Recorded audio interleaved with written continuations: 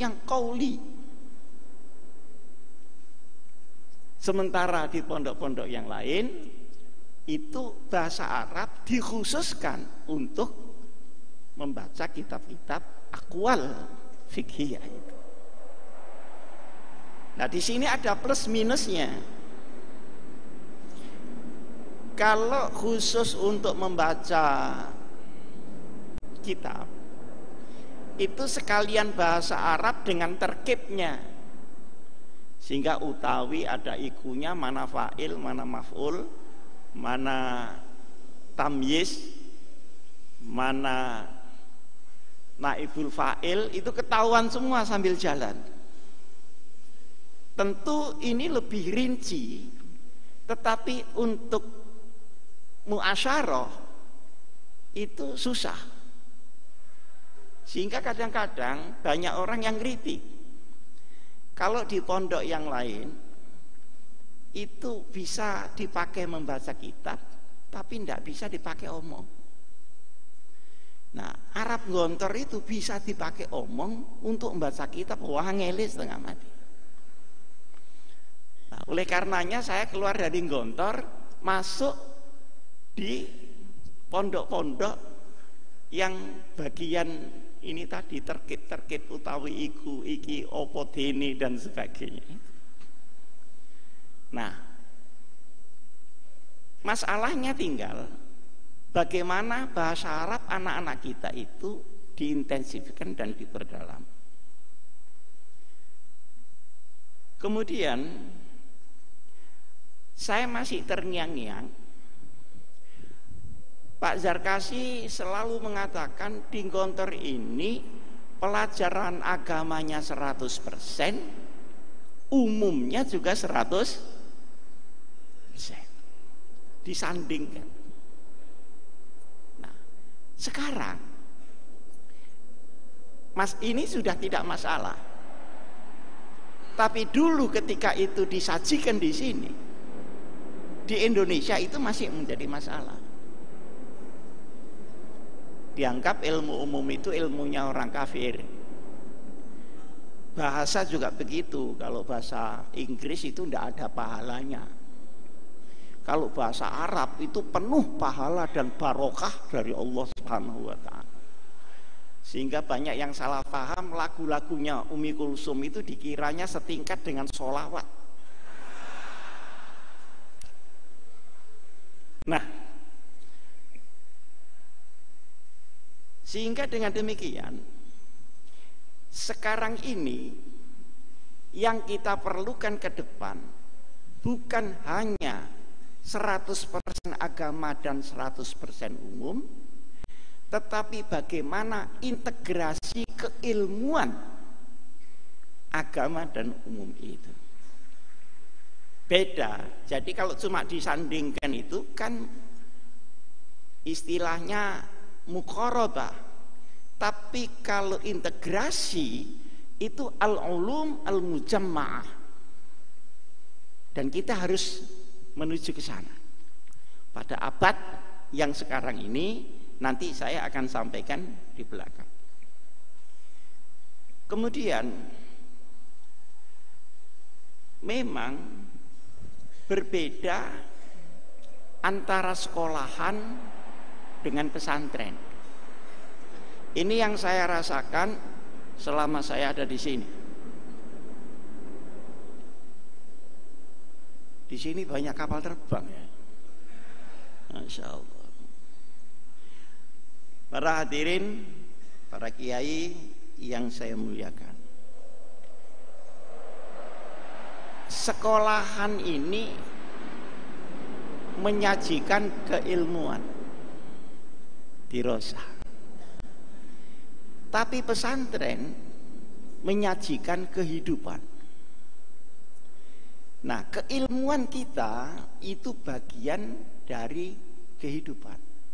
Bukanlah kehidupan itu dari keilmuan. Maka di samping dirosah, pelajaran-pelajaran yang ada di sekolahan itu harus ada suasana mencetak orang yang akhlakul karimah dan siap berjuang. Yang digontar yang namanya berbudi tinggi, berpikiran, berpengetahuan luas, dan seterusnya. Nah, sehingga di dalam pesantren ada dua hal yang kehidupan. Kehidupan ini menyangkut akhlak, menyangkut jalan pikiran, dan menyangkut masalah perjuangan ke depan sebagai bagian dari amanat.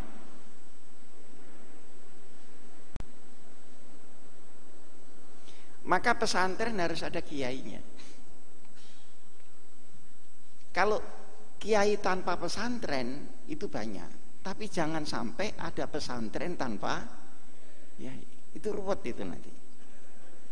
Siapa yang melakukan al-wa'dhu wal irsyad? Siapa yang melakukan uswatun hasanah? Kalau ustadz-ustadz, dia bisa dibon untuk mengajarkan masing-masing disiplin mata pelajaran ilmu. Tetapi yang nyonggo pesantren itu harus ada. Dan yang nyonggo ini tidak harus orang yang dahsyat ilmunya setinggi langit, enggak. Tetapi hamba Allah yang penuh keikhlasan, penuh istiqomah, dan penuh pengorbanan.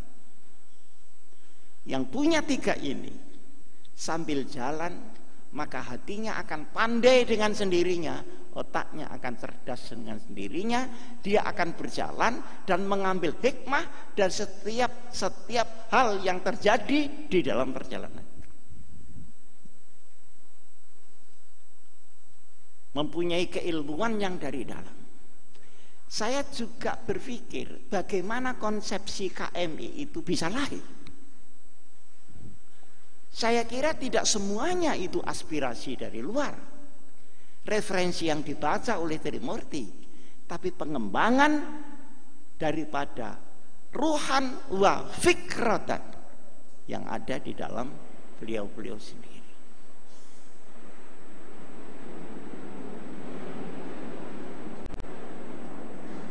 Selanjutnya, pesantren tidak hanya bicara tentang pondok, tapi juga bicara tentang masyarakat.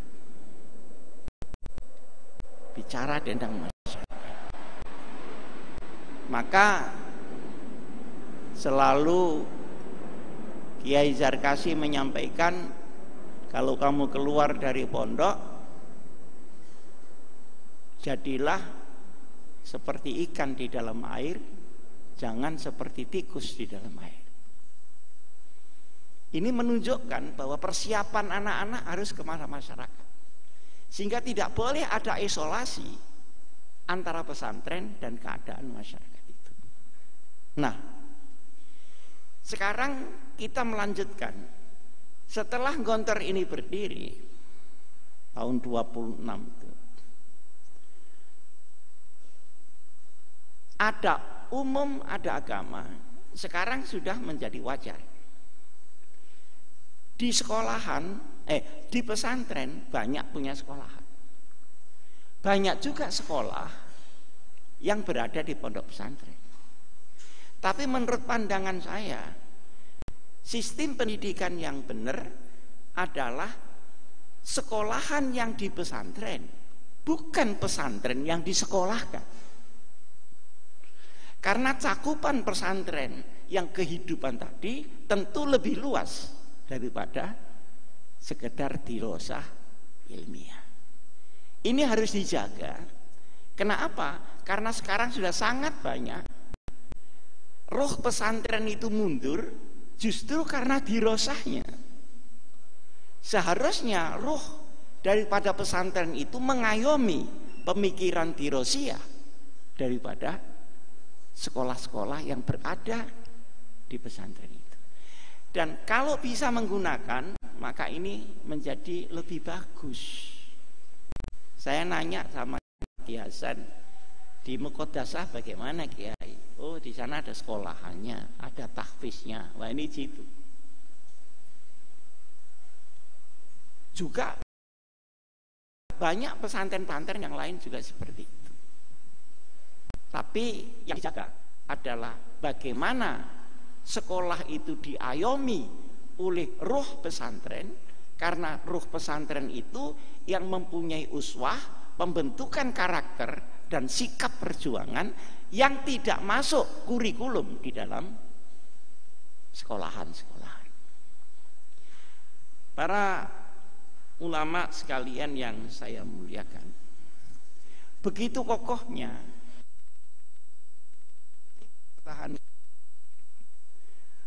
konsepsi yang tadi saya sebut. Konsepsi pertama tentang uswah hasanah. Uswah hasanah ini harus di-backing dengan disiplin. Karena karomah seorang kiai itu tidak selalu konstan dari generasi ke generasi. Maka harus ditopang dengan sistem kedisiplinan. Saya masih ingat Pak Zarkasi dawuh di sini, selama pondok ini masih menggunakan disiplin yang baik, insya Allah pondok ini tetap manfaat. Nah, artinya apa?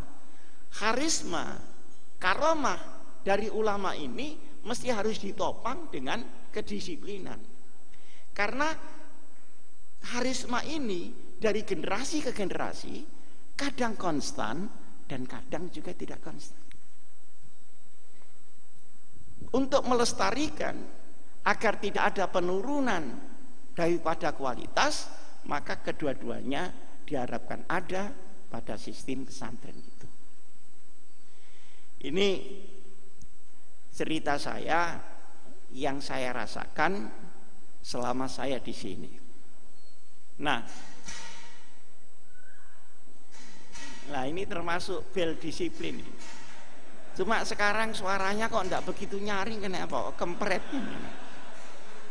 Ini karena dulu suaranya menggelegar, teng-tong, ini kalau saya kok prek-prek.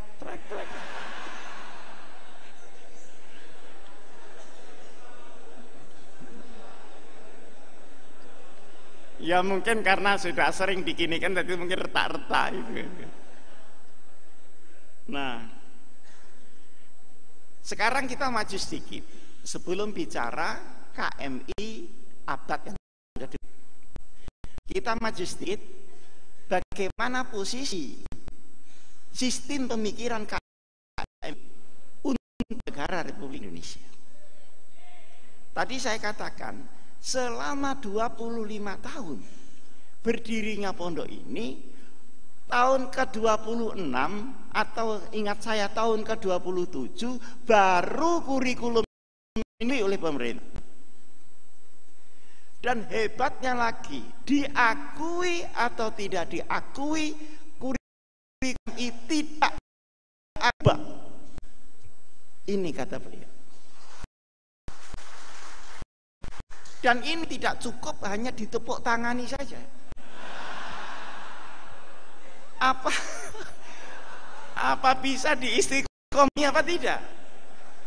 Bayangkan saya ini tahun 62 keluar dari sini, cuma dikasih kertas ini dimasukkan amplop, dan amplopnya juga tidak begitu jelas ini putih apa kelabu. Isinya cuma satu lembar, bunyinya begini, menerangkan bahwa nama Ahmad Hasim bin Muzati, nomor induk 2037, pada tanggal ini dinyatakan tamat belajar kelas 6 di KMI Gontor.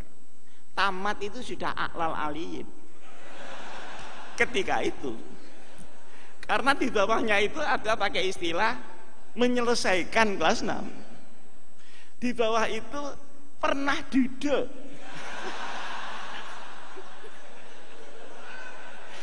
Kalau yang enggak lulus mungkin pernah duduk-duduk di sini.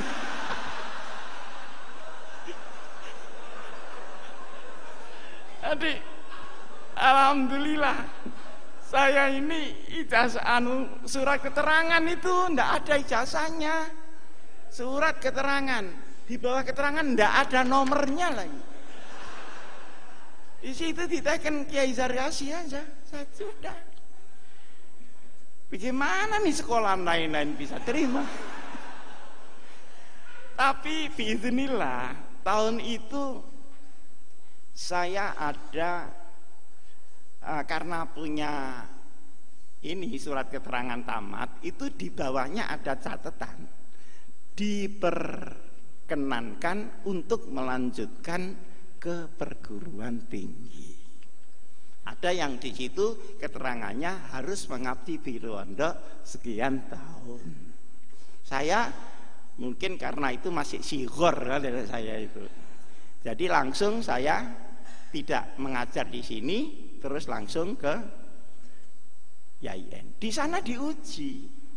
Yang PGA A ini tidak diuji karena dia negeri. Lalu yang SGHA hakim ketika itu tidak diuji, ngantar diuji, masuk daftar D yang bagian diuji. Kalau lulus boleh masuk YIN, kalau tidak ya tidak masuk. Alhamdulillah semua yang dari Gontor lulus dan lebih mumtaz daripada yang tidak pakai ujian ini tadi.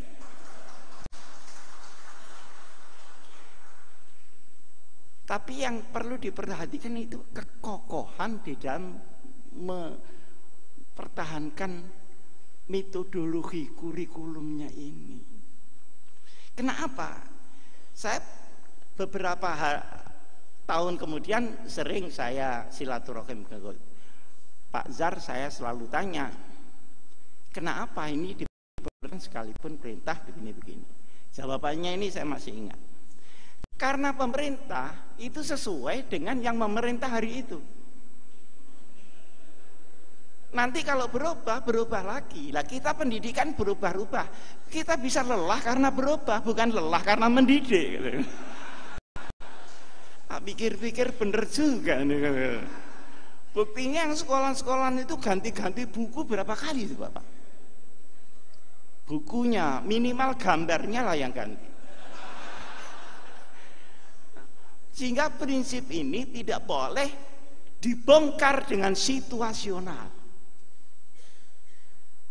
Nah, sekarang setelah kita masuk abad yang kedua, bukan kita kepingin mengubah KMI, kita tidak ingin warisan itu kita keluar dari istiqomah.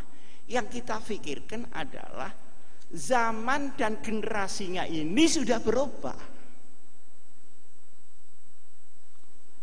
Sehingga misalnya sebuah pabriknya masih tetap, produknya masih tetap, konsumennya yang berubah. Nah, bagaimana kita meladeni konsumen tanpa harus mengingkari prinsip-prinsip dasar yang ada pada KMI itu? Di sini biasa menggunakan kaidah al-muhafazah alal qadimis sholeh wal akhdhu bil jadidil aslah. Nilai lama yang bagus ini harus dijaga, dikembangkan. Tetapi bersamaan dengan itu, nilai yang baru yang memang mau tidak mau harus kita ambil karena dia kelihatan lebih baik, maka kita ngambil. Masalahnya sekarang, pertama, di dalam muhafazah alal qadimis sholeh wal akhdhu bil jadidil aslah itu ada beberapa kerawanan di situ. Kerawanannya pertama,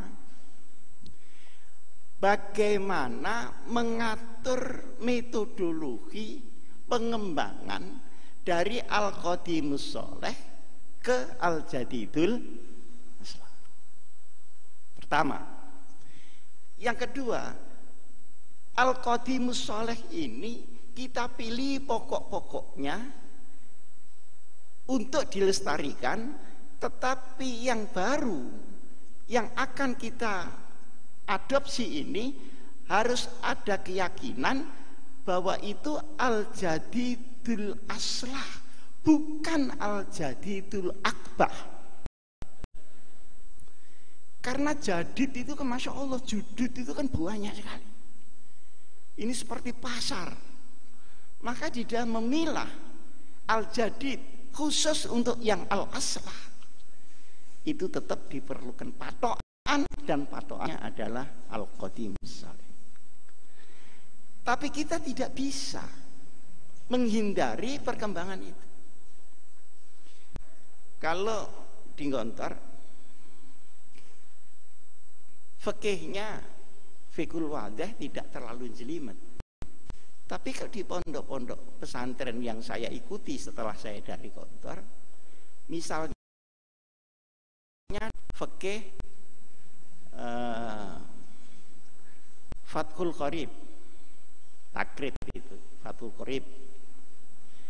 Itu kalau orang jual beli itu harus pakai akad, dan akad ini harus diomongkan. Kalau enggak, jual belinya tidak sah. Ya saya beli loh Pak, oh enggak saya jual. Kalau enggak ada itunya, itu dianggap enggak sah. Nah, sekarang keadaan perdagangan seperti ini. Setiap kita mau beli, masa harus ngomong?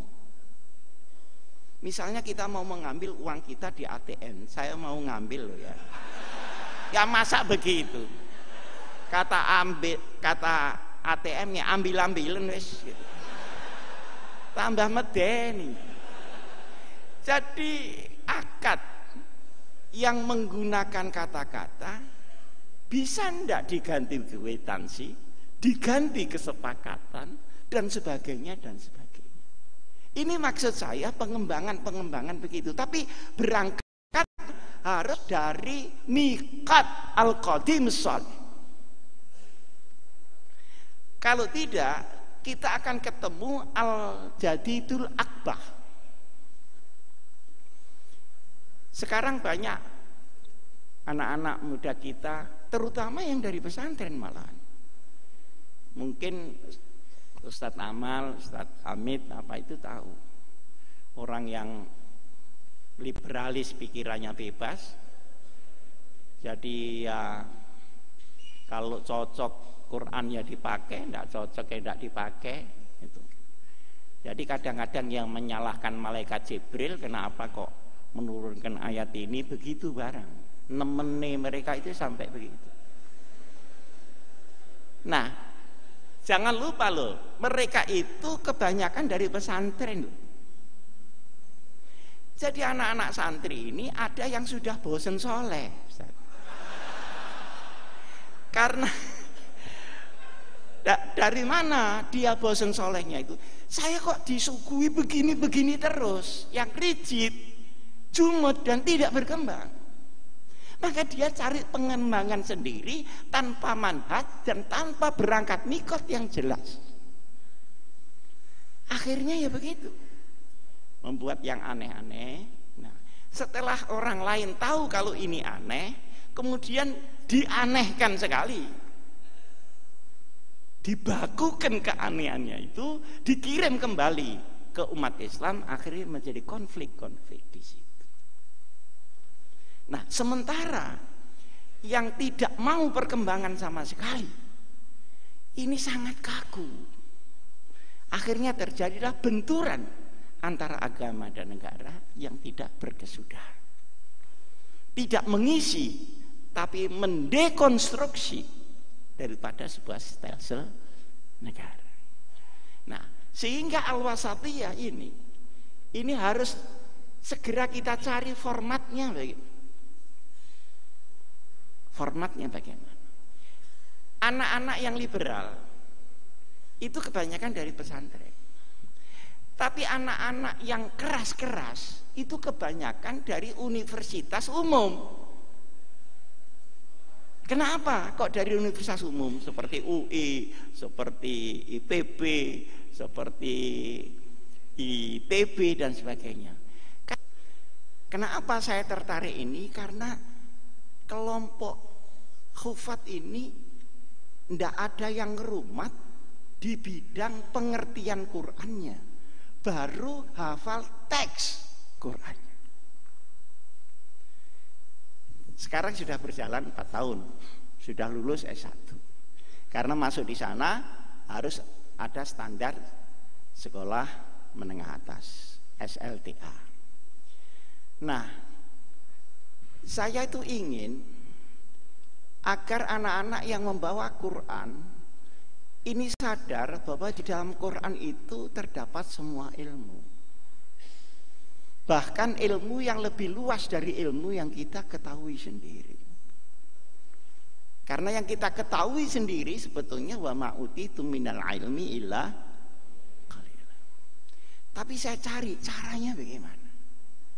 Nah, jadi saya di Depok, semua santri saya itu hafal Quran, kecuali kiainya.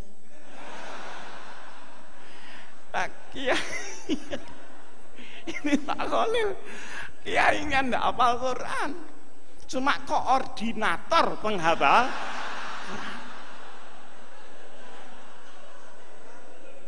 Habis yang lain-lain yang pada hafal Quran nggak mau memulai bagaimana? Nah, alhamdulillah sekarang sudah mulai Allah mengirim anak saya hafal Quran, saya ada mantu dokter juga hafal Quran. Nah, begitu dikirimi sama Allah itu. Tapi ya tetap saja kiainya nggak hafal Quran. Nah, bagaimana caranya? Ketepatan pondok saya itu kan Universitas Indonesia. Di Universitas kan segala pakar ilmu ada di situ. Mulai ilmu agama, ilmu nuklir, ilmu pertanian, ilmu geologi, ilmu kimia, psikologi dan sebagainya dan sebagainya.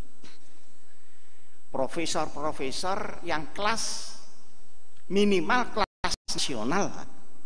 Ada beberapa yang berkelas internasional.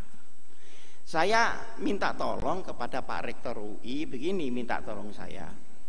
Pak Rektor bisa enggak ya profesor-profesor yang mengerti bidang ilmu tertentu memberi ceramah umum kepada santri saya yang hafal Quran.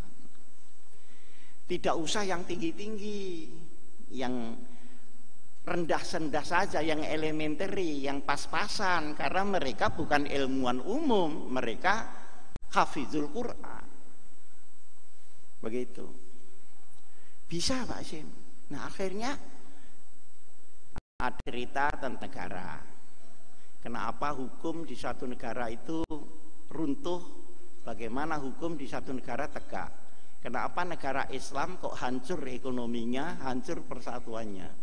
Sementara negara-negara yang sekuler itu aman. Saya suruh cerita. Nah, setelah cerita silahkan tanya anak-anak ini. Nah, setelah tanya, mereka saya kumpulkan sendiri. Coba yang diceritakan profesor tadi, cari ayatnya di dalam Quran. Tidak mungkin tidak ada. Kalau tidak ada, berarti kamu yang tidak menemukan. Tidak mungkin. Negara kan lau anna ahlal qura amanu wattaqau fatahna alaihim barakatim minas sama'i wal ardh. Kenapa rusak? Walakin akhadnahum makanu yaksibun. Ya, cuma tentu tidak gila. Kalau Quran sih kan satu perpustakaan Quran itu. Nah, ini mulai Pak. Oh iya. Ternyata psikologi ada di situ. Ternyata juga ilmu yang menyangkut geologi ada di situ, di Quran dan sebagainya. Nah, sekarang ini kan enggak Pak. Sekarang kalau para kiai mendengar ada jamaah Yasin, itu berarti di situ ada apa? Ada orang mati. Mesti ada orang mati. Apa belum mati, apa ketika mati, atau sesudah mati. Karena ini sudah umum dan ayat-ayat surat Yasin yang lain tidak digali, pokoknya divonis surat Yasin ini khusus untuk orang mati. Jadi dibaca ngenteni kalau ada orang mati. Tapi apa iya ayat-ayat daripada surat Yasin itu untuk orang mati? Ya memang ada dalilnya, monggo mawon dibaca, tidak apa-apa.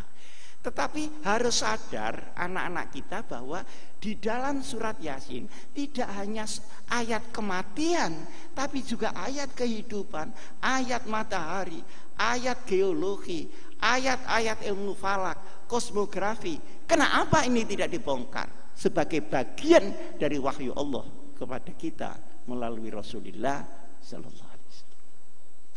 Ini yang saya sebut al-ulumul mujamma'ah fil Quran. Jadi integrasi daripada ilmu-ilmu itu. Nah, selanjutnya alhamdulillah ya setelah 4 tahun ini berjalan, ngertilah bahwa yang dihafal itu tidak hanya teks. Yang dihafal adalah mengandung sesuatu yang tidak terukur bagaimana gunanya, ketinggian dan kedalaman.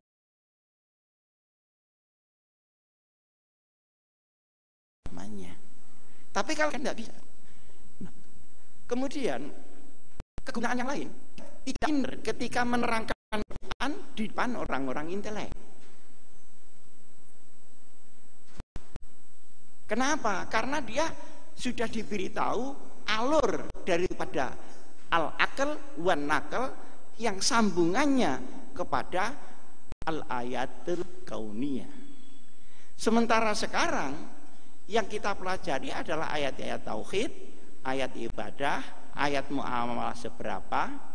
Tapi ayat-ayat kauniyat ini tidak pernah tergali, digali oleh orang lain sehingga teknologi dan sebagainya milik mereka, bukan milik kita. Nah, menghadapi abad ini sudah mulai harus kita pikirkan. Selanjutnya, saya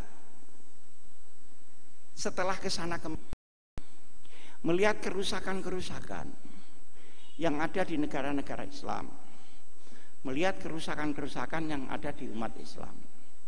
Kesimpulan saya adalah yang al-Islamu ya'lu wa la yu'la alaih itu Islamnya sebagai ajaran. Tapi orang Islamnya bisa saja dia rusak dan hancur di mana-mana. Ketika dia sudah renggang dengan keaslian syariat.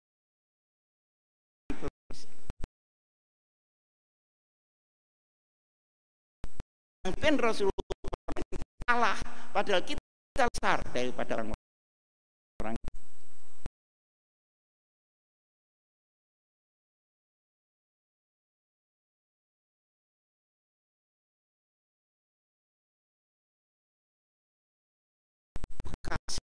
Mujadalah billati ya ahsan terhadap serangan-serangan yang masuk keilmuan Islam. Saya bagaimana membaca buku-buku serangan-serangan, koran, televisi, bahwa ajaran Islam itu ajaran kekerasan, ajaran Islam itu tidak adil, laki dan perempuan pembedaannya begini dan sebagainya dan sebagainya. Mereka menyerang advokasi yang rasional sekalipun tidak benar, tetapi rasional, didukung oleh sebuah media yang hampir 90% media di dunia ini milik mereka. Sehingga terjadilah kemudian penguasaan publik opini. Sementara ajaran-ajaran kita terus didesak minggir. Seakan-akan Islam tidak demokratis.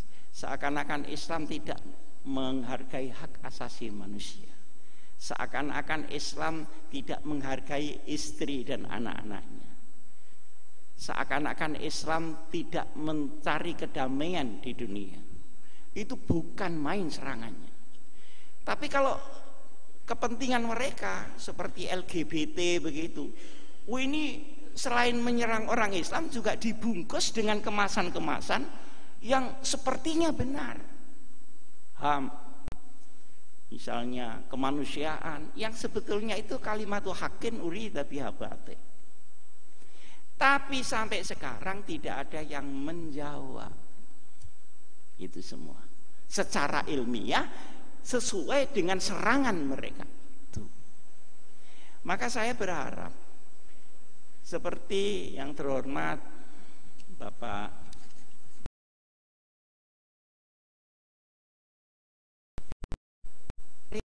apa enggak untuk memikirkan soal ini. Bagaimana mujadalah billati hiya ahsan terhadap serangan-serangan baik keilmuan, sosial, politik yang sekualitas dan lebih baik kualitasnya daripada tingkat serangan itu. Ini kalau tidak ada yang menangani, ini bisa bobol syariat ini. Karena anak-anak kita setelah 100 tahun ini kosong, kita tidak sempat ngisi, terisi oleh publik opini yang diciptakan melalui media-media itu. Kita di belakang hari akan kehilangan rakyat. Anak-anak kita akan keluar dari anak kita dengan sendirinya tanpa disadari oleh orang tuanya sendiri.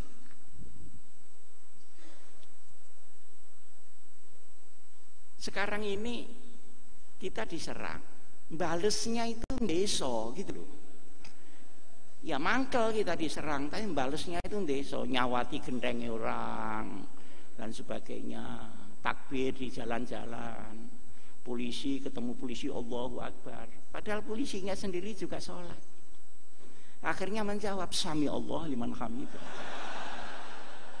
Kata yang menyaksikan Rabbana lakal hamdu, Al-Fatihah, udah selesai. Ini kan ndak klop antara serangan dengan kita menangkisnya, ini ndak klop. Nah ini perlu difikirkan tersendiri, dan yang memikirkan pribadi-pribadi yang memang di dalam hatinya ada sifat hawariyun yang tidak menginginkan apa-apa ridha Allah Subhanahu wa ta'ala. Kalau diembel-embeli kepentingan ini berani, tapi ini rahasia, jangan ngomong. Saya ngajak pergi keluyuran kemana-mana, itu mencari sumbernya penyerangan ini dari mana. Ternyata sumbernya itu ada di California, ada di Genewa, ada di Brussels, ada di Den Haag, ada di Paris, ada di Kanada, dan itu rapi sekali. Jadi untuk masyarakat A ini jamunya serangannya ini sudah lengkap dengan argumentasinya dan duitnya. Jadi untuk membongkar syariat, misalnya anak-anak muda kita, bagaimana dilatih yang asalnya menggugurkan kandungan itu haram menjadi halal. Nah ini kursus 10 hari biayanya segini. Sudah berubah, 10 hari sudah. Bagaimana kawin sejenis menjadi halal, menjadi sah, paksakan undang-undang negara. Itu argumentasinya, itu kalau orang tidak ngerti agama, iya ya. Padahal ini kan Nabi Lut biasa. Mana Nabi Lut sudah ada. Kalau perempuan kawin dengan perempuan, saya tidak bisa membayar karena saya tidak pernah jadi perempuan. Tapi kalau laki-laki mau kawin dengan laki, itu mau apa? Kawin apa olahraga? Kalian fetish kenapa? Tetapi menggiringnya ini yang membuat terkesima. Termasuk intelektual kita juga terkesima. Seakan-akan intelektualitas keislaman itu tidak sah kalau tidak sama dan disetempel dengan serangan-serangan. Ini kan bahaya. Kalau memang ada di antara kita yang mengambil inisiatif itu, saya akan sepenuhnya membantu. Karena di sini memerlukan berbagai macam tokoh keilmuan pada seluruh bidang. Tidak hanya bidang agama formal saja, sehingga setiap serangan bisa dirundingkan bagaimana membalasnya dan siapa yang harus menulis. Itu pun masih harus menghadapi media yang sangat berat, menghadapi percetakan yang mahal. Kompas itu sekarang diberikan saja, itu sudah untung, tidak usah dijual. Nah kita itu kelasnya baru buletin, sablon lillahi ta'ala, ya barokah begitu aja. Jadi enggak imbang. Tapi saya yakin kalau ini gerakan kita lakukan, gerakan ini dari Gontor, saya yakin insya Allah yang lain-lain juga akan nyaut. Karena yang diperlukan orang yang mukhlis, yang hawariyun. Man ansari ilallah. Sekarang ini seperti ansari ilallah, tapi seperti akhirnya barokah dari Allah juga seperti berjuang, padahal itu seperti kata Kiai Sahal, yang kok Bali ya koyok diparingi padahal ora diparingi. Nah, sekarang serangan-serangan ini sudah menjadi gerakan politik. Yang komunisme lah, yang demoralisasi lah, yang narkoba lah, yang ini. Dan semua sasarannya itu adalah Indonesia dan Islam. Karena Indonesianya penuh energi dan penuh potensi alamnya, penduduknya Islam. Maka tidak akan lolos dari serangan itu. Dan kita memang tidak mungkin meminta serangan itu tidak ada, karena itu bagian dari sunnatullah. Walan tajida li sunnatillahi tabdila. Yang harus kita lakukan adalah bagaimana kita punya kemampuan penanggulangan terhadap serangan-serangan itu. Para ulama yang saya muliakan. Nah, ada ide kemarin datang ke saya, tapi saya tidak berani bilang iya karena ini wewenangnya Gontor. Bagaimana kalau juga ilmuwan Gontor itu dikumpulkan untuk mujadalah billati ahsan. Masya Allah, sekarang ini kiai itu jadi repot. Ada seorang santri yang tanya, HP ini kan bisa diisi Quran, baik Quran tulisan maupun Quran yang bunyi. Dia tanya, kalau megang HP ini pakai wudhu apa tidak? Itu ya ruwet loh ya, ingin jawabnya. Mau bilang nggak pakai wudhu itu takut nanti DE dianggap kurang Islamnya. Mau bilang pakai wudhu, di sini ada pornonya. Di HP-HP yang mahal-mahal itu kan ada porno. Jadi sekarang ayat Quran itu sudah jadi satu digital dengan porno-porno itu. Ini kan satu gambaran betapa penetrasi terhadap syariat itu sudah begitu hebat. Tidak usah kita kita tidak usah berteriak, kita biarkan saja. Saya kira syariat itu pelan-pelan akan luntur dengan sendirinya melalui serangan-serangan budaya. Hari ini bukan hanya agama yang diserang sudah menjadi sistem politik, tapi juga sudah bergerak melalui sistem ekonomi.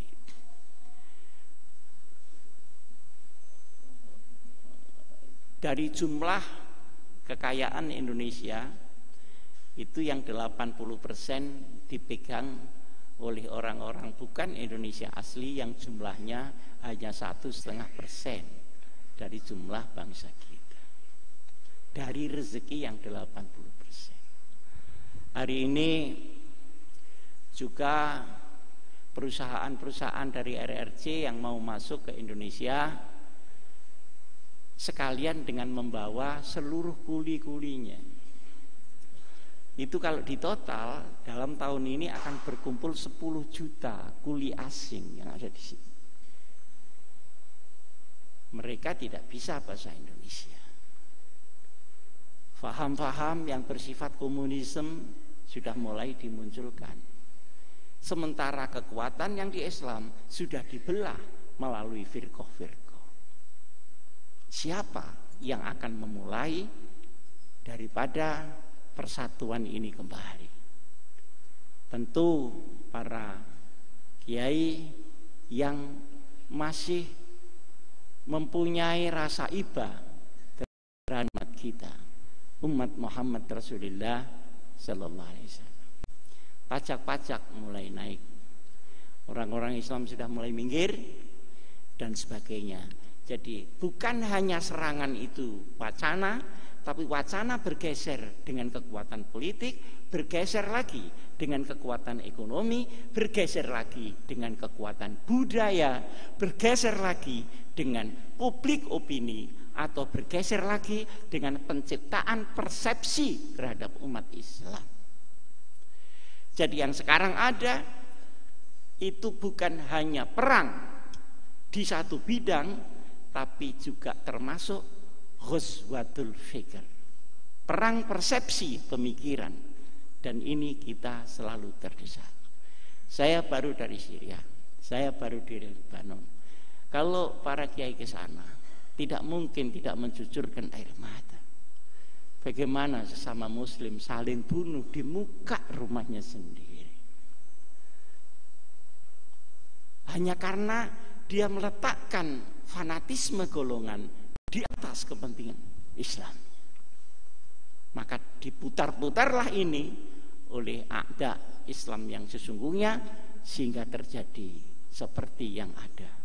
Semoga hal ini tidak masuk ke Indonesia. Tapi siapa yang menjamin tidak masuk? Tapi mari kita berdoa semoga tidak masuk Indonesia. Sekaligus berdoa supaya amin kita itu mandi.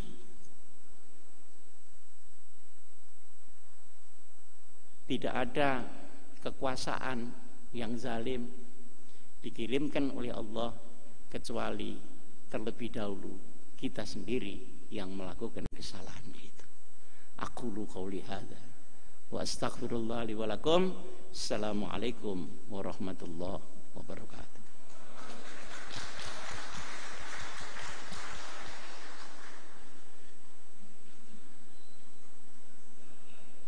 Kita turun.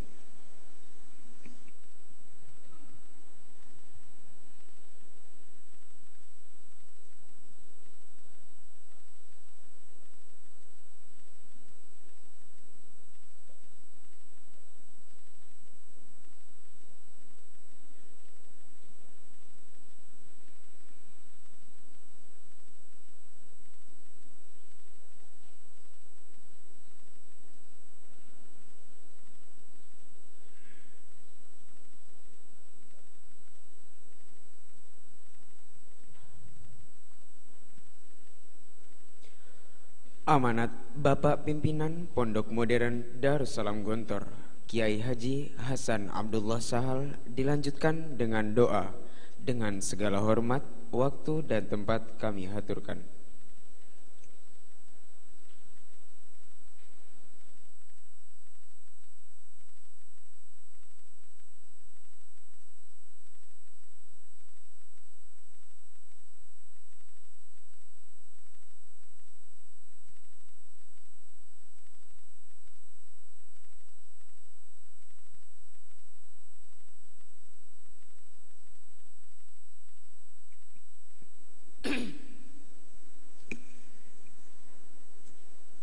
Bismillahirrahmanirrahim.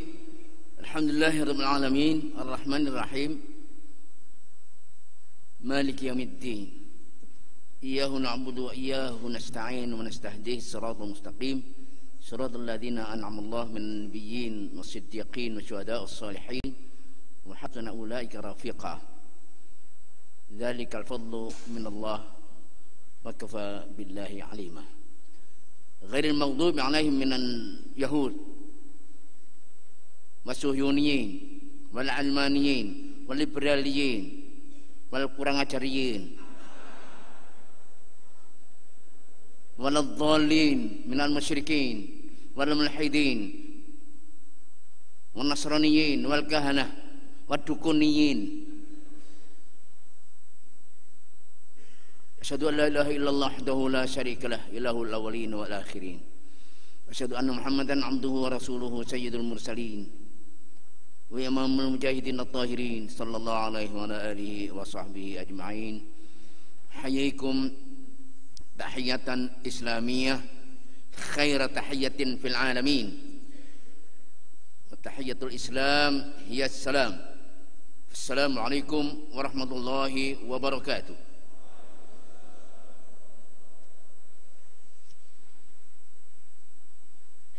Yang saya sampaikan sudah habis diwakili oleh Pak Hasyim Muzadi. Rasakno kowe kenek gue saiki. Saya itu ingat waktu Pak Zar pidato gitu, setelah itu Bapak, itu Pak Zar tadi itu saya itu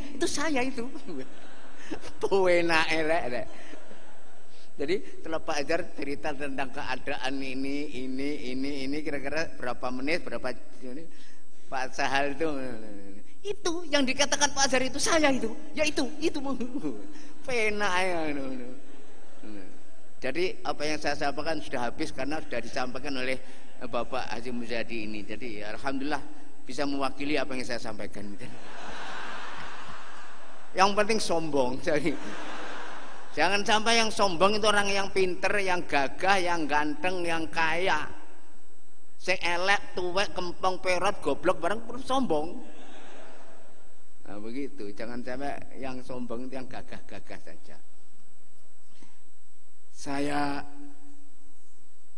mau merumuskan saja dari Al-Mukarram, kakak kelas saya. Beliau ini kalau nggak salah tahun 62, tahun tamat 62 Pak ya, bersama Palal itu dulu ya, Palal Tontowi itu ya, Matin. Nah, Palal Tontowi Matin itu anunya dengan mertuanya Pak Hamid.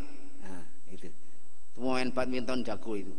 Ya, saya tahun 64, kemudian yang 65 itu siapa kemarin itu, Ustadz Fuad Effendi itu 65. Jadi kakak kelas. Tentu saja lebih banyak menyerap Trimurti yang masih lengkap. Saya katakan masih lengkap karena apa? Bagaimanapun juga masih sempat mendengarkan Pak Sahal, Pak Fanani, Pak Zarkasi berpidato. Minimal sudah melihat Pak Sahal berjalan, Pak Fanani berjalan, Pak Zar berjalan. Setelah 67 bulan Juli Pak Fanani wafat, berarti tinggal 2. Yang kelihatan, terdengar, terlihat dan tampak hanya 2, Pak Sahal dan Pak Zarkasi. Sampai 1977 yang terlihat, terdengar, tampak hanya tinggal 1, Bapak Kiai Haji Imam Zarkasi. Jadi Ustadz Hasyim Muzadi ini jadi menurut saya, mungkin apa yang saya sampaikan sering saya sampaikan di tempat lain. Di tarikh Islam itu ada Masjid Usisa ala Taqwa. Di sana ada masjid saingannya yang namanya Masjid Tiror. kita sekarang menghadapi mujtama usisa ala taqwa, berhadapan dengan mujtama diraran wa tafriqan wa risadan liman haraballah wa rasulah. Jadi semua yang ada terjadi ini adalah sejarah yang berulang kembali. At-tarikhu yu'idu nafsahu. Jadi apa yang terjadi sekarang ini adalah konspirasi daripada mujtama' dirar wa tafriq wa irsad liman haraballah wa rasulah. Jadi di sana ada konspirasi untuk menghancurkan kita. Alhamdulillah, surga terbuka. Jangan sampai kita bertanding dengan klub yang pemainnya ayanen. Jadi kalau musuh kita itu gagah, pinter, kuat, gigih dan sungguh-sungguh sampai dengan segala caranya, kita bisa bertahan dan melawan mereka dengan kebenaran, dengan keadilan, dengan kejujuran, dengan keikhlasan, dengan ketakwaan. Insya Allah kita menang. Tidak usah menunggu bagaimana mereka itu ayanen atau ambeien. Berarti surga ini masih terbuka. Ya, surga kita yang ada di depan saya ini umumnya adalah surga-surga di lembaga pendidikan.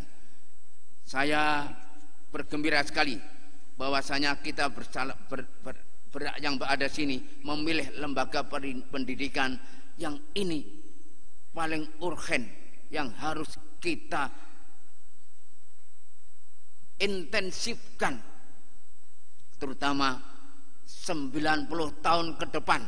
Ini 90 tahun ke belakang sudah lewat, ini akan 90 tahun ke depan yang nanti pasti akan 100 tahun Pondok Modern ini, yang saya tidak tahu saya masih di atas bumi atau di bawah bumi.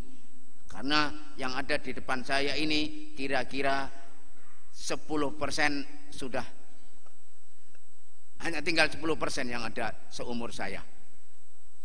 Ini pada Ustadz Khalil, mungkin anta Aisyah, samanya atau 47 syahr Mai, ana Mai, nanti kam sama Mai. Oh, dia di atas saya 3 minggu. 7 Mei, saya 24 Mei. Jadi kalau gitu di atas saya sedikit. Jadi kalau dihitung hanya beberapa orang. Ustadz Samsul Hadi Abdan juga di atas saya 2 tahun, 3 tahun. Dan Ustadz Akrim masih di bawah saya, Pak Amal di bawah saya. Jadi yang jelas, subhanallah. Makanya tadi malam saya katakan, meskipun bukan hadis, saya selalu siap untuk antamuta wa'mal li akhiratika ka'annaka tamutu ghadan. Meskipun bukan hadis, antum yang masih muda harus selalu berpikir ka'annaka ta'aishu abadan. Inilah mengestafetkan nilai-nilai Pondok Modern, nilai-nilai perjuangan untuk kemuliaan umat dan bangsa. Sehingga nilai pondok adalah kepondok modernan, kepesantrenan, dan jangan lupa kemodernan. Mensinkronkan dua ini yang hampir sama dengan al-muhafadzah alal qadim soleh wal akhdhu bil jadidil aslah. Artinya bagaimana mensinkronkan antara kultur pondok pesantren dan struktur kemodernan yang harus dijalankan, karena yang akan datang itu sudah bukan jadul lagi. Yang akan datang itu adalah sesuatu yang banyak medannya, banyak tantangannya, banyak penentangnya. Sedangkan kita belum tentu siap atau tidak untuk menghadapi itu semua. Tetapi alhamdulillah pondok pesantren masih ada, masih diminati, dan masih bisa tegak seperti yang ada di depan saya ini. Semuanya insya Allah akan tegak dengan nilai-nilai pondok pesantren. Rumput tetangga tampak lebih hijau. Bisikan tetangga terdengar lebih manis dan lebih merdu. Jangan terbawa ke sana kemari. Nilai-nilai yang positif, nilai-nilai yang prinsipil tidak usah berubah, maju ke depan tetapi sesuai dengan akhlakiyat, syariat daripada Islam kita. Inilah pondok pesantren yang menurut saya yang diarahkan, yang jadi target musuh Islam adalah pesantren. Sulit karena pesantren mempunyai doktrin keterbukaan yes, intervensi no. Ini Pak Kiai kalau sudah mengatakan keterbukaan yes, intervensi no. Pernah saya lukiskan 100 dokter bersepakat untuk memutuskan karena di pondok ada wabah penyakit. Putuskan santri suntik massal. Semua tanda tangan 100 dokter santri suntik massal demi kesehatan santri semuanya. Kalau tidak cabut, wali murid cabut. Pak Kiai berpikir. Habis itu jawab, tidak disuntik, tidak. Mau cabut, cabut. Mau keluar, keluar. Mau pulang, pulang. Hari ini kamu cabut, besok pagi ribuan datang pondok ke sini. Itu Kiai. Fahimtum? Kok enggak ada setuju? Enggak setuju ya? Jadi kamu ini orang demokrat banget nih. Itulah Kiai. Keterbukaan yes, intervensi no. Enak aja. Santri datang sendiri, mau dicabut sendiri, ambil. Siapa yang suruh datang? Paham tuh? Ini nilai-nilai yang akan dihancurkan dari luar. Ada jaminan apa tidak kalau disuntik nanti jadi penyakitnya hilang? Belum tentu, sama-sama. Tetapi intervensi haram, kejahatan, kezaliman. Itu Kiai. Itu penjajahan. Itu Kiai. Intervensi adalah kezaliman dan penjajahan. Amit-amit jabang bayi saya butuh no. Naudzubillahi min dzalik. Taruhannya adalah pondok. Inilah Kiai, inilah pondok pesantren. Pondok pesantren yang tidak anti penjajah dan penjajahan palsu. Kiai yang tidak anti penjajah dan penjajahan palsu. Murahan, sampah perjuangan.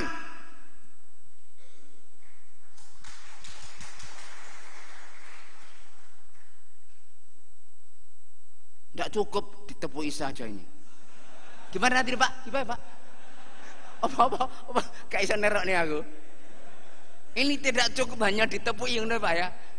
Engko tak biru ditulis Pak, tak terokno iki penak iki. Ini tidak cukup hanya ditepui saja ngono ya. Enak lagu-lagu ning ngene iki enak. Lah ya. Inilah spesifikasi kita ya ini. Kita mengajarkan nilai-nilai kehidupan. Nilai-nilai kehidupan diajarkan, dilakukan, diteladankan, bahkan ditulis, dipidatokan, dikorbankan segala sesuatu untuk nilai-nilai kehidupan. Termasuk pelajaran. Pelajaran termasuk kehidupan.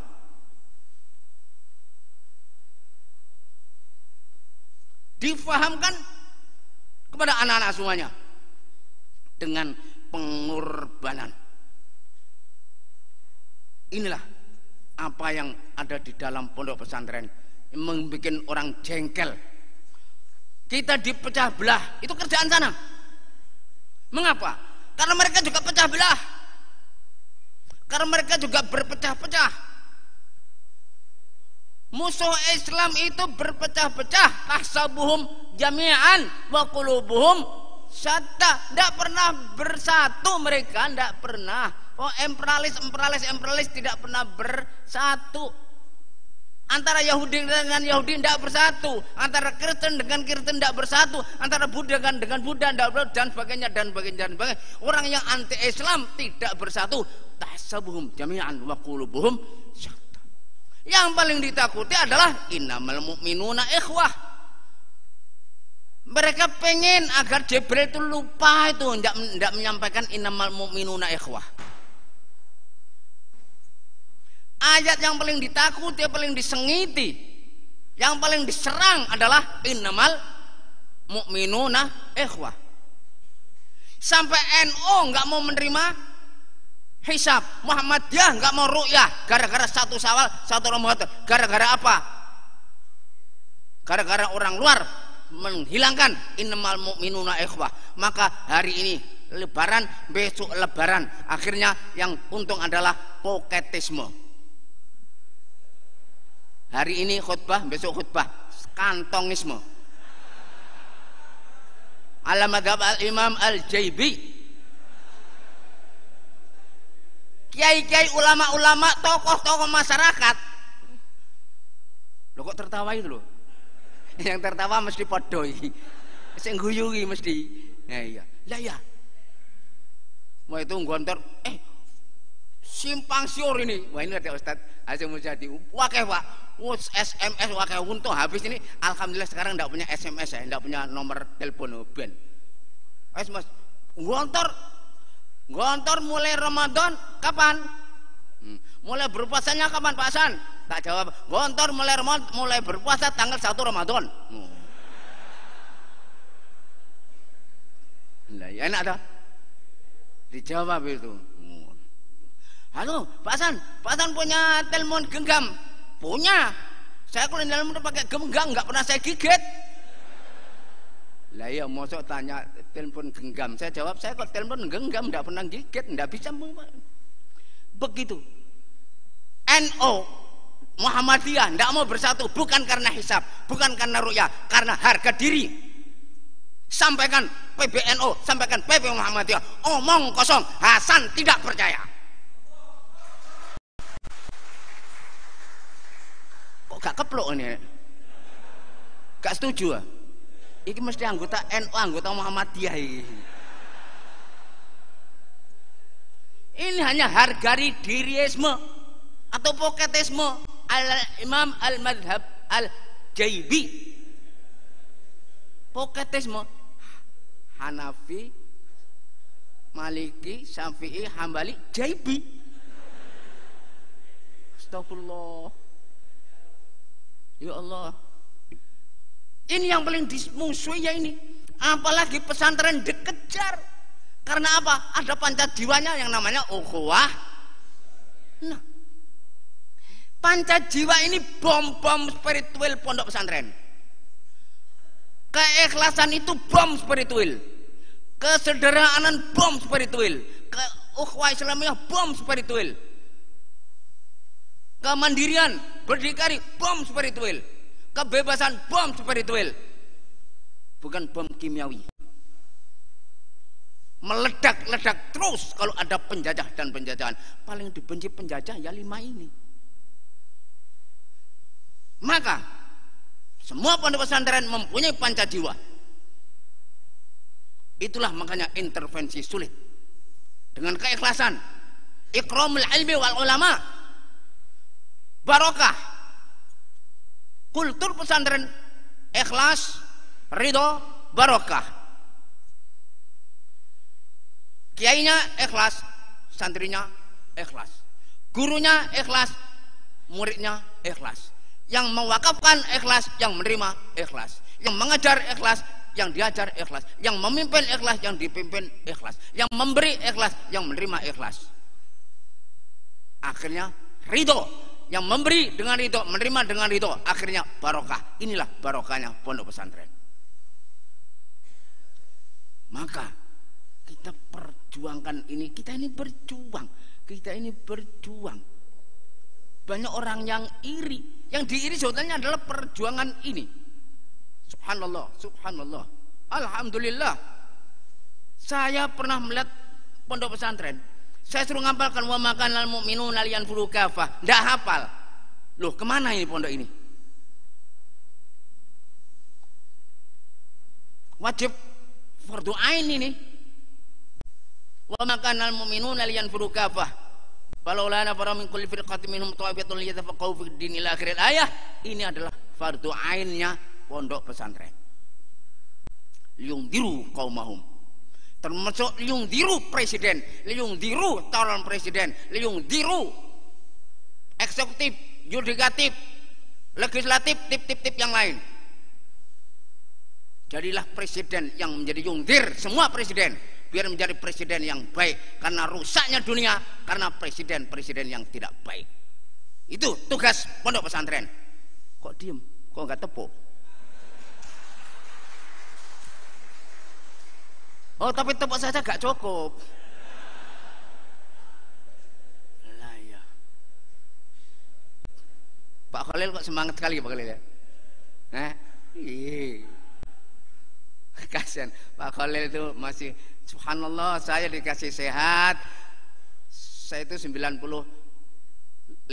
sehat. Sakit saya cuma sariawan ini yang kadang-kadang jengkelkan. Pak Khalil pernah agak sakit, udah sehat Pak ya? Sehat ya, ya, tidak apa-apa. Saya dikasih sehat, alhamdulillah masih bisa bermanfaat insyaallah. Masya Allah. Bagaimana pondok pesantren kalau hilang jiwa liyungdiru qaumahum? Habis, misal risalahnya habis. Yang berkualitas. Ada kata-kata mi'ah tadi. Mi'ah sana. Ada mujaddid dalam hadis itu. Saya ingat hadis yang lainnya itu.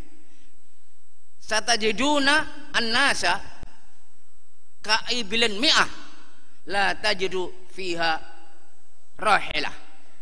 Suatu ketika kamu nanti akan mengalami di mana manusia itu ibarat ibil onta 100 tidak bisa mencari seorang pun untuk dinaiki, untuk ditunggangi. Karena apa? Kualitasnya rusak semuanya. Inilah bangsa kita, kualitasnya diturunkan. Satajiduna an-nasa ka'ibilin mi'ah la tajiduna fiha rahilah. Al-hadis. Jadi ini kualitas-kualitas. Apalagi kualitas yang akan datang. Subhanallah. Tadi sama dengan Pak Haji Muzadi, saya itu di mobil. Piye? Ndang ho paling ndi? Golek kok ndang wis nang golek ana tep nanti mengalap satu mobil itu satu keluarga. Ini. Anu Pak, 300. Ngendi kuwi? Kok roh? Lagi nang kene iki. Jadi pesan hotel itu di pakai handphone itu, spek tuwek tenan aku itu. Ya sudah, yang akhirnya itulah zaman sekarang. Ndak sempat, ndak usah. Assalamualaikum. Anu ada kamar kosong, ndak ada lagi sekarang. Ndak ada. Jadi Pak Haji Muzadi kalau masuk hotel, tok Mbak, resepsionis ada ada kamar kosong, ndak model, iki ndak ono. Iki wong kamso iki, kamrom deso iki. Sekarang sudah tahu harganya berapa, kamarnya berapa yang kosong, yang kelas kan begitu ya. Itu dari mobil itu sudah pakai itu semuanya. Iya. Subhanallah. Yang akan datang lebih lagi. Yang akan datang lebih lagi, apalagi subhanallah. Ini juga perang juga. Perang mengisi itu dan bagainya. La haula wala quwwata illa billah. Yang paling enak itu enggak punya. Aman. Kok takut? Karena apa? Subhanallah, kalau anak-anak sekarang punya handphone, motor, kamera, TV, udah pulsa, bensin, jajan, ngerumpi, ngeluyur. Siapa yang membina? Siapa yang membina? Untung ada pondok pesantren. Kemarin ada. Kalau sudah jam 11, anak-anak sekolah Jam 11 istirahat. Ada yang di depan sekolahan merokok, ngobrol-ngobrol, menunggu bel pelajaran terakhir, ngomong laki-laki perempuannya ini jam sebagainya. Dan apa yang diomongkan? Nanti kita habis ini kemana? Jam 2 nanti ini kemana? Yang dipikir tidak pernah berpikir yang ada hubungannya dengan hidup, moral, kerja baik, tidak ada. Yang dipikir ngeluyurnya, acaranya, yang semuanya tidak. Kekosongan, kesibukan dalam kekosongan, sibuk dalam kekosongan. Ini yang harus kita isi.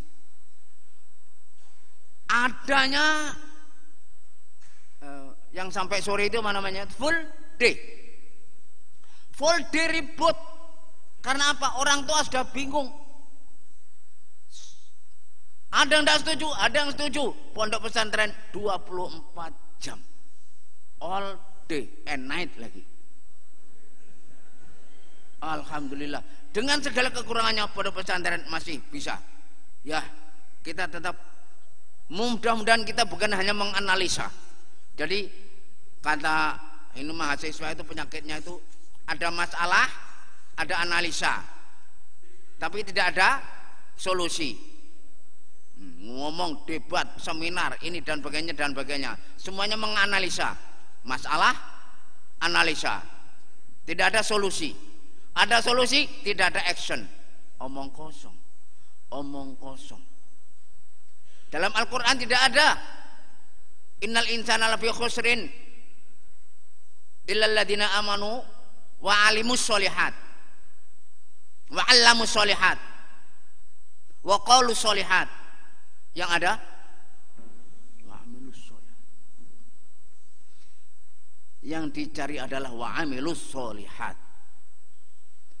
Maka inilah sebagai kiai, sebagai pimpinan pondok, sebagai pengasuh pondok.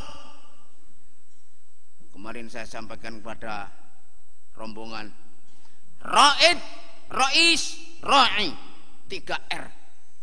Dia punya inisiatif, punya inspirasi, punya ide, pelopor, perintis, bukan hanya jadul-jadulan saja. Rais, dia bisa memimpin, manajemen yang baik, dan dia bisa mengajar. Itu rais. Pemimpin yang tidak bisa mengajar itu nakis. Rais. Ra'i, dia mengasuh, penggembala 24 jam bersama santri. Itulah yang namanya kiai. Ya Raid, ya Rais, ya Ra'i. Jangan sampai kemasukan apa-apa yang dari luar. Bagaimana mendidik anak-anak itu menjadi tuan di negeri sendiri. Bagaimana anak itu senang di pondoknya sendiri. Bagaimana anak itu sejahtera di tempatnya sendiri. Itulah keindahan. Jangan sampai terbawa untuk keluar. Apalagi kalau ada istilah kurikulum yang disampaikan Ustadz Azim Muzadi tadi tepat sekali itu. Ganti menteri, ganti sistem, ganti buku, ganti ini. Ya Allah, saya pernah di suatu hotel. Di hotel ada orang bukan alumni Gontor, doktor dia, profesor mungkin ya. Kebetulan anaknya itu di Gontor. Dia tuh sering nguping. Dia sering datang ke sini, ke masjid situ, dengarkan pidato, melihat kehidupan anak-anak, melihat ini sampai dia berkecimpung dalam pendidikan. Apa katanya? Indonesia ini ndak usah pakai kurikulum 2013, 2016, 2000 berapa itu? 9, 2000 ini. Udah, sekarang perlu di sekolah-sekolah itu di Indonesia itu ada namanya kurikulum Gontor.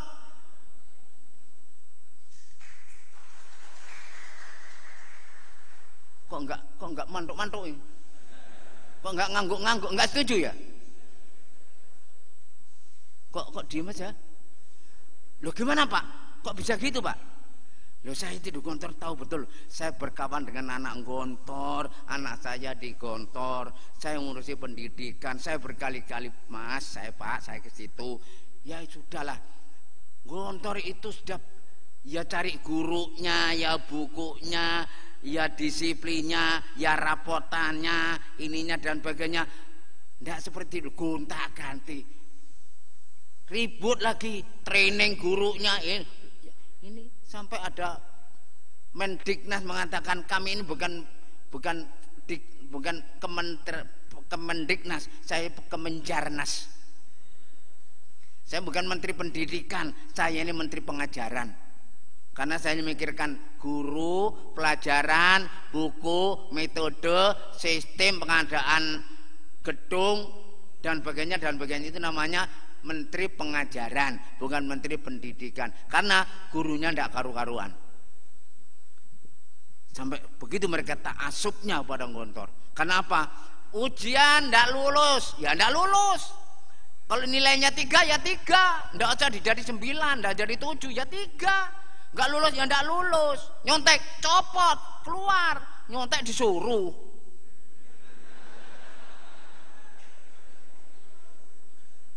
Saya itu curiga, mudah-mudahan suudzon saya itu benar. Menteri-menteri itu umurnya sekarang berapa kira-kira? 50 ya. Menteri-menteri itu kira 50 60 ya. 50. Mulainya ada nyontek itu tahun berapa?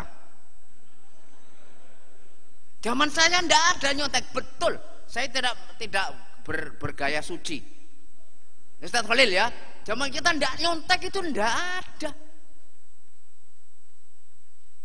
Ndak naik ya ndak nalin, ndak lulus itu zaman kami. Terus saya loh ini nyontek wajib ain. Kalau nyontek itu sunnah, ndak nyontek bid'ah. Ya Allah. Menteri-menteri itu dulu waktu tamat SD nyontek. Tamat SMP nyontek. Tamat SMA nyontek. Kuliah nyontek. Nulis skripsi minjem nyontek. Nyuruh orang. Dokter nyontek. Wah, akhirnya jadi menteri. Menghadapi masalah, menghadapi ujian nyontek luar negeri karena goblok. Indonesia, orang-orang Indonesia kalau menghadapi masalah selalu karena apa? Budaya nyontek sejak kecil. Astagfirullahaladzim. Kok diem? Gak rela kamu ya? Illa ma rahima rabbi. Kalau sudah saya tutup illa ma rahima rabbi, aman. Artinya apa? Saya tidak mengadili kecuali orang-orang yang baik. Illa ma rahima rabbi, illa man rahim. Itu orang-orang sekarang, tokoh-tokoh sekarang itu tidak mempunyai harga diri, tidak punya jati diri. Karena apa? Karena mereka tidak mempunyai ilmu, akhirnya nggak percaya diri. Ada masalah, tanya luar negeri. Ada masalah, tanya buku-buku luar negeri. Ada masalah, tanya orang-orang luar negeri. Ada kesulitan, tanya negara-negara luar negeri. Inilah kenapa sejak kecil mereka membudayakan nyontek. Saya tidak tahu ini kira-kira pondok-pondok alumni ini nyontek apa enggak ya Allah alam. Nyontek hukumnya apa?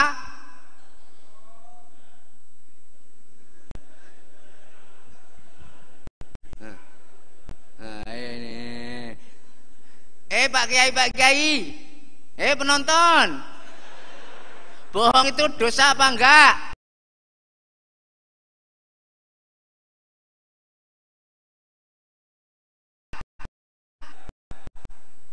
Bohong loh, awas loh. Muridmu boleh nyontek apa tidak? Tidak. Oh, berarti orang masih jujur-jujur ya. Nah, tapi kalau bohong tanggung ente ya. Kalau pesantren juga nyontek berarti sama dengan yang di luar pesantren. Na'udzubillah min dzalik, na'udzubillah min dzalik. Apa artinya? Makna thalabul ilm hilang. Makna yu'tal hikmah.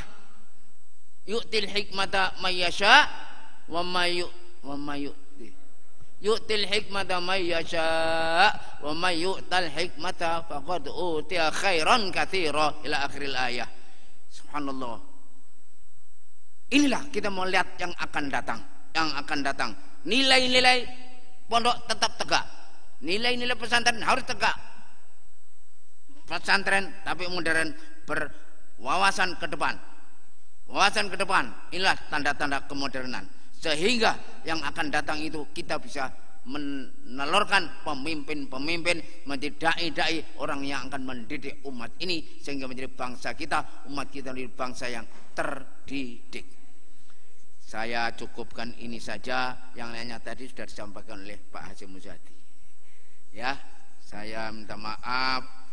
Sebetulnya saya pengen bicara panjang sekali gitu, tetapi cukuplah ini tadi saya ceplas lalu oret-oret. Doakanlah kami pimpinan pondok ini, kerjaan kami hanya tinggal mengestafetkan nilai-nilai ini kepada anak-anak kami yang di bawah 50 tahun, di bawah 60 tahun, sehingga warisan atau amanat ini akan terus jariah bagi yang sudah meninggal dan menjadi amal bagi orang yang sedang menjalankan tugas amanat ini. Amanatul ilmi wal ulama, ikramul ilmi wal ikhlas.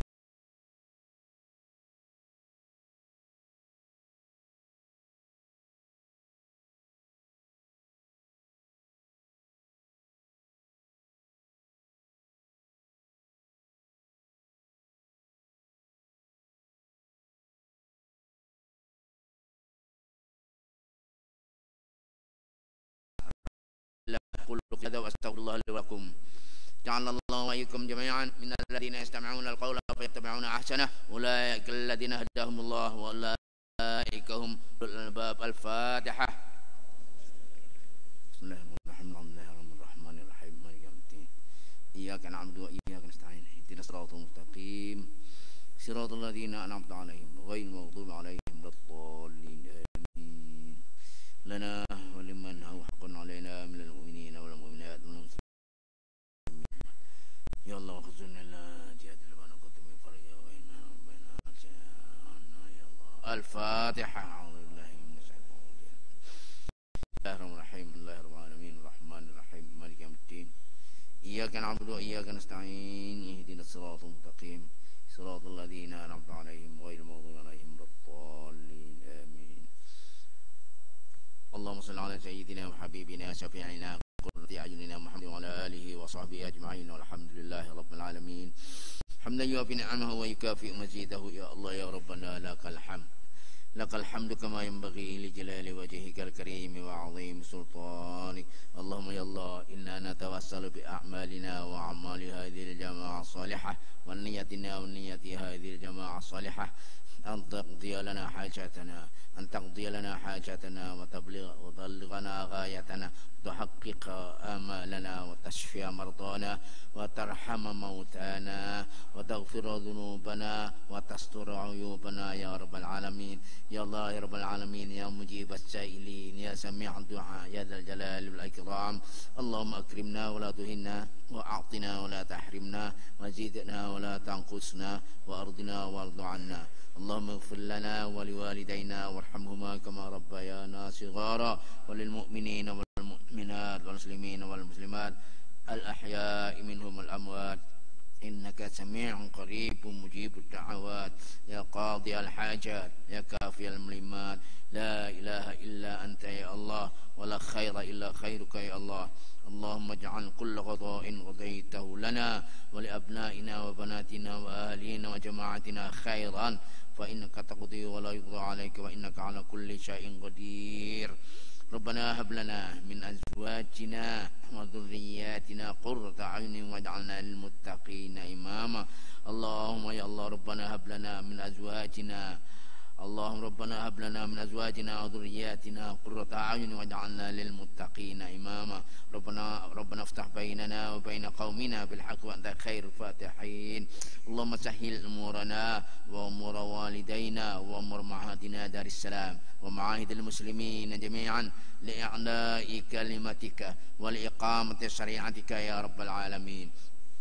اللهم وفق أنصار معاهدنا إلى ما فيه صلاح الإسلام والمسلمين وارزقهم رزقا حلالا طيبا مباركا وأنت خير الرازقين. اللهم أمنا في أوطاننا وأصلح أئمتنا وولاة أمورنا واجعل ولايتنا في من خافك واتقاك واتبع رضاك وأقام شريعتك يا رب العالمين. يا الله ربنا احكم بالحق يا رب العالمين. ربنا احكم بالحق يا رب العالمين. إنك تعلم ولا نعلم إنك أنت علام الغيوب وتقدر ولا إنك على كل قدير. يا الله يا رب العالمين يا مجيب السائلين. ربنا أوزعنا أن نشكر نعمتك التي أنعمت علينا وعلى والدينا وأن نعمل صالحا ترضاه وأدخلنا برحمتك في عبادك الصالحين وأصلح لنا في ذرياتنا إنا تبنا إليك وإنا من المسلمين. ربنا آتنا من لدنك رحمة وهيئ لنا من أمرنا رشدا. ربنا آتنا في الدنيا حسنة وفي الآخرة حسنة. اللهم طول أعمارنا لعمل الصالحات وترك السيئات واختمنا بحسن الخاتمة راضية مرضية ظاهرة وباطنة ووفقنا بشفاعة رسول الله صلى الله عليه وسلم. سبحان ربك رب العزة عما يصفون وسلام على المرسلين والحمد لله رب العالمين. الفاتحة. بسم الله الرحمن الرحيم. صراط الذين أنعمت غير المغضوب عليهم خصوصا إلى جهاد لبنا وبين فرق بنا وبين الفاتحة. الحمد لله الرحمن الرحيم. صراط الذين أنعمت غير المغضوب عليهم. السلام عليكم ورحمة الله وبركاته.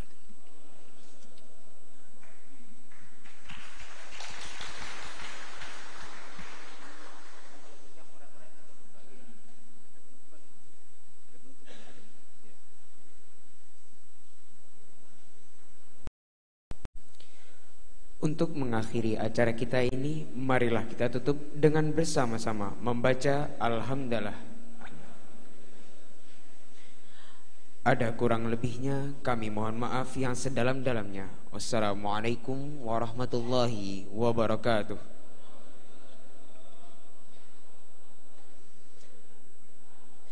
Hadirin sekalian yang terhormat, pada hari ini kita memiliki dua sesi pertemuan. Pertama, seminar tentang pendidikan pondok pesantren dan sistem mu'allimin. Dan kedua, ceramah dan dialog tentang sistem mu'allimin dan problematika pendidikan nasional. Sesi pertama akan berlangsung mulai pukul 10:20 sampai dengan pukul 12:30. Dan sesi kedua akan dilanjutkan nanti setelah istirahat, tepatnya pada pukul 13:30 sampai dengan pukul 16. Acara selanjutnya adalah seminar tentang pendidikan pondok pesantren dan sistem mu'allimin yang akan dipandu oleh Al-Ustadz Dr. Nur Hadi Ihsan MIRKH selaku moderator. Kepadanya dipersilahkan.